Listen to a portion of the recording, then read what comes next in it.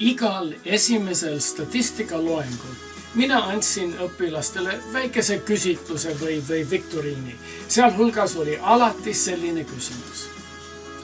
Veera on keskeas naisterahvas, kes harva kannab pükse.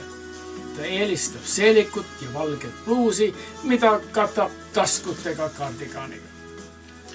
Juuksed on peagi alati kantud kuklal. Lugemisprillid on tal ketiga kaelas, et nad oleks alati käepärast. Ilusatel ilmadel kõnnib Veera tööle jalgsi, aga vihma, lume ja lõrtsiga sõidab bussiga kohale. Milline on siis Veera töökoht? Kas Veera töötab sekretärina, Veera töötab raamatukogus, Veera on vabrikus monteerija või Veera on poemüüja?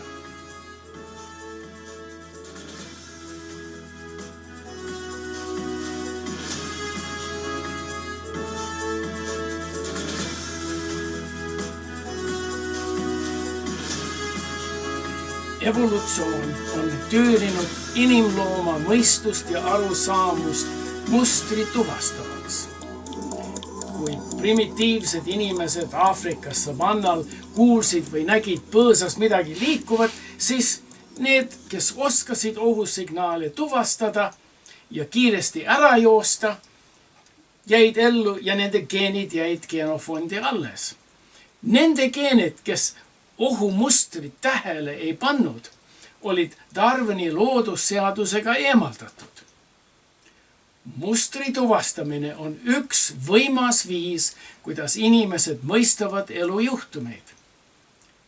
Kahjuks mustri tuvastamine pole ideaalne. Isegi ülilihtsad arusaamised nagu viktoriini Veera töökoha määramine sageli tulenevad mustri tuvastamisest. Mina kasutasin seda küsimust klassile näidata, kuidas inimesed kasutavad mustrit ehk stereotüüpi, et eluolud arusaadavaks ja etteaimamatavaks muuta.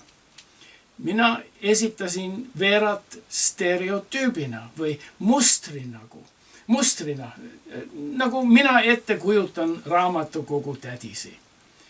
Muist õpilasi pakkusid ka välja, et Veera töötab raamatukogus.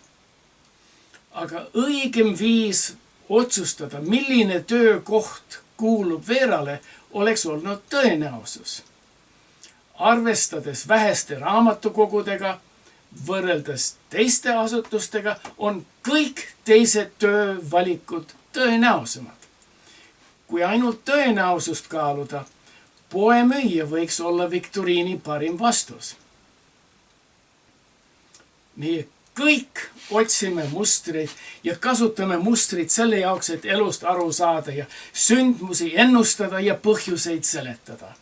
Minul näiteks meeldib teha kohvipaksu lugemisi võõrastele, nõnda, et ei vaata kohvitassi põhja, vaid otsin elumustreid kohvijooja väljanägemisest, riietusest, käitumisest ja jutust.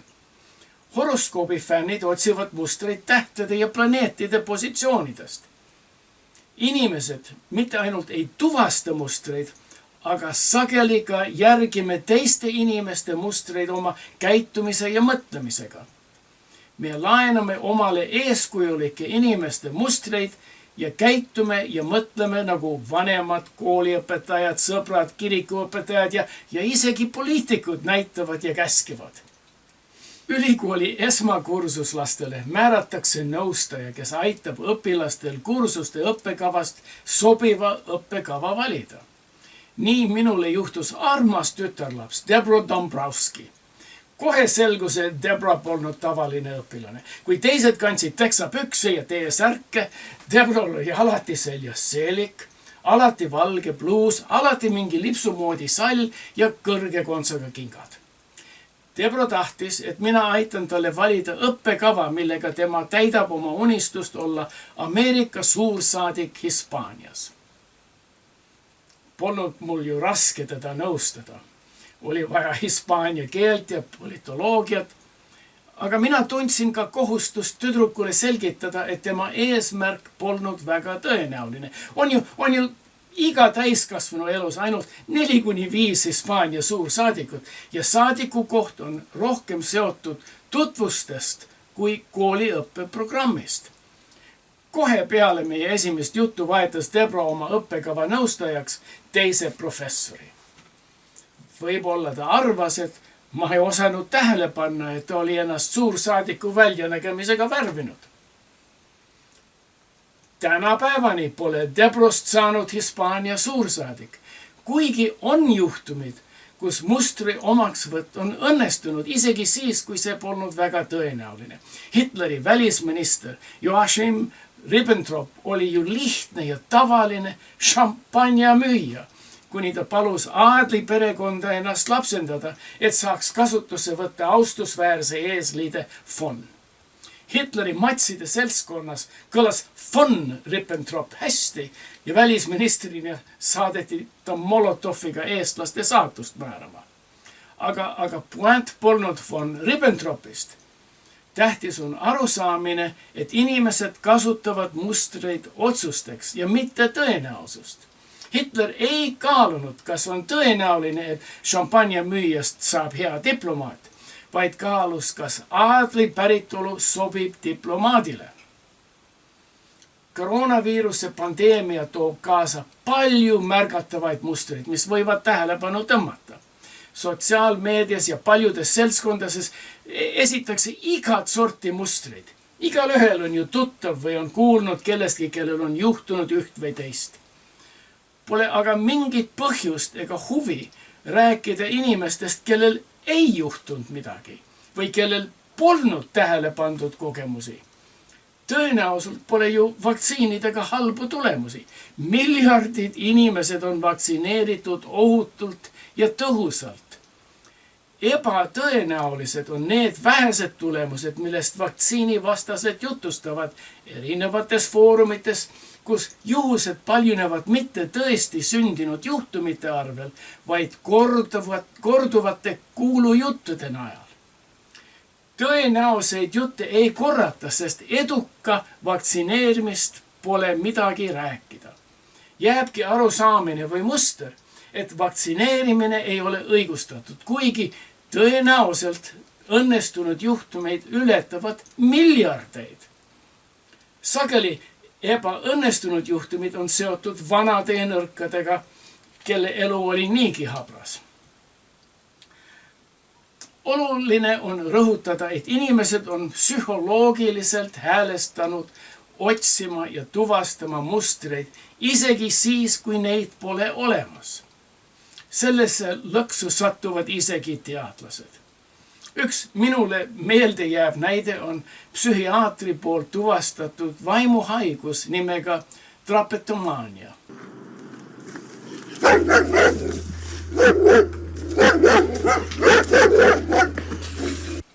Trapetomaaniat peeti oletuslikuks vaimuhaiguseks, mille 1851. aastal püstitas arst Samuel A. Cartwright kui orjastatud aafriklaste vangistusest põgenemise põhjuseks. Mõnikord kaasnes põgenemise vaimuhaigusega düasteesia aethepika või erinev vaimuhaigus, mis põhjendas orjade laiskust. Selgelt miljöö või keskkond, milles elame, dikteerib, milliseid mustreid meie näeme ja tuvastame. Ja ei osanud doktor Cartwright aimatagi, et orjad polnud tõenäoliselt leppinud oma seisuga. Trapetomaania ja düasteesia aethepika on piiratud Aafrika päritoluga inimestele ja seda oskavad diagnoosida ainult mõned valged nahalised. Ärge arvake, et selliseid näiteid on leida ainult eelmistel sajanditel. Sama absurdseid käitumismustreid kirjeldakse tänapäeval Venemaal ja Hiinas, kus poliitiline maania on määratletud kui oma sõprade ja kolleegide veenmine poliitiliste muutuste vajadusest, millest annab tunnistust bännerite kandmine, loosungite karjumine ning seisukohtade avaldamine olulistes sise- ja rahvusvahelistes poliitilistes küsimustes. On täitsa võimalik, et tänapäevani Vene psühholoogia määratleb paranoiat kui igatsust õigluse järele, nagu kirjeldatud mõned aastad varem, et tõde ja õiglus on tavaliselt paranoilise meelepette isiksuses. Veel kord ma rõhutan, et inimeste keskkond määrab, millisele teabele meil on juurdepääs ja milliseid mustrid peaksime sellest teabes nägema. Kui Samuel Cartwright oli tuttav ainult orjapidajate kultuuriga, siis paratamatult oleme meie koroonaviiruse eitajatega tuttavad. Kui Cartwrightile kurdeti orjade laiskusest ja põgenemisest, meile kaebavad pahaloomuliste vaktsiinidest. Nagu Cartwright ei suutnud hinnata orja elu reaalsust, ei saa ka meie hinnata viiruse efekte, kui pole juurdepääsu geenide sekveneerimise laborile ega tuhandete katsealustele. Selle asemel, et kasutame mustri tuvastamist, peaksime hindama tõenäosust oma otsustel ja arusaamisel. Ma lõpetan veel ühe näitega, mis minu arust selgelt näitab, kui tähtis on tõenäosuse kaalumine otsustuste tegemises. It is often believed that the fossil record is great support for Darwin's theory. Actually, this is not the case at all.